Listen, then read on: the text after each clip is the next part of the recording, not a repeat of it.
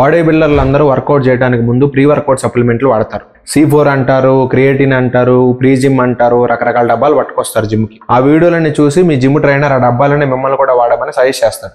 ఇక్కడ పాయింట్ ఏంటంటే ఈ ప్రీ వర్కౌట్ సప్లిమెంట్లు అనేవి అందరికి సెట్ అవుతాయా అవ్వవా అని. ఇక్కడ 2 సెట్ ఆఫ్ పీపుల్ ఉన్నారు. ప్రీ వర్కౌట్ సప్లిమెంట్ కొన్ని సంవత్సరాల నుంచి వాడుతూ ఇది మోస్ట్ రీసెర్చ్డ్ సప్లిమెంట్, ఇది నేను కొన్ని ఇయర్స్ నుంచి వాడుతున్నాను, నాకు ఎలాంటి సైడ్ ఎఫెక్ట్ లేదని వాదించే బ్యాచ్.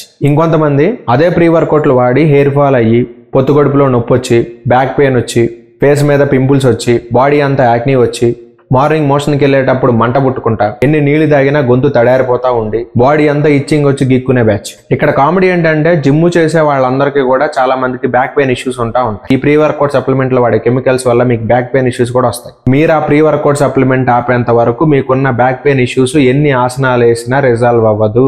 మన నార్మల్ గానే 3.5 లీటర్స్ వాటర్ తాగాలి. మరి అలాంటిది 3 గ్రామ్స్ గానీ 5 గ్రామ్స్ గానీ క్రియేటిన్ లాంటి ప్రీ వర్కౌట్ సప్లిమెంట్లు వేసుకుంటే 5 లీటర్లు తాగాలి. మీరు 2 మీల్స్ గానీ 3 మీల్స్ గానీ తింటే మీరు 5 లీటర్ నీళ్లు తాగడానికి మీల్కి మధ్యలో గ్యాప్ సరిపోద్ది. మీరు 5 మీల్స్ గానీ 6 మీల్స్ గానీ ఎవ్రీ 2 అవర్ మీల్ తింటా ఉంటే మీరు 5 లీటర్ నీళ్ళు ఎప్పుడు తాగుతారు? కాదు, నేను ప్రీ వర్కౌట్ సప్లిమెంట్ ని చాలా ఇయర్స్ నుంచి వాడుతున్నా, నాకు ఎలాంటి సైడ్ ఎఫెక్ట్స్ లేవని చెప్పేసి కమెంట్ బాక్స్ లోకి వచ్చి గోల్ చేయొద్దు. ఇప్పుడు నువ్వు 10 ఏళ్ల నుంచి ప్రాస్టిట్యూట్ల దగ్గరికి వెళ్ళినా సరే నీకు ఎయిడ్స్ రాలేదని చెప్పేసి అందరిని ఎలమని చెప్తావా? నీకు ఆ ప్రీ వర్కౌట్ సప్లిమెంట్ వల్ల ఎలాంటి ప్రాబ్లం లేదంటే సైలెంట్ గా వాడుకో. అంతేగాని దాన్ని తీసుకుని వచ్చి నీ క్లయింట్లు కంటగట్టొద్దు. మీరు గనక బాడీ బిల్డర్ అవ్వాలి అనుకుంటే ప్రీ వర్కౌట్ కింద మీరు క్రియేటిన్ మోనోహైడ్రేట్ తీసుకుని తీరాల్సిందే, మీకు వేరే ఆప్షన్ లేదు.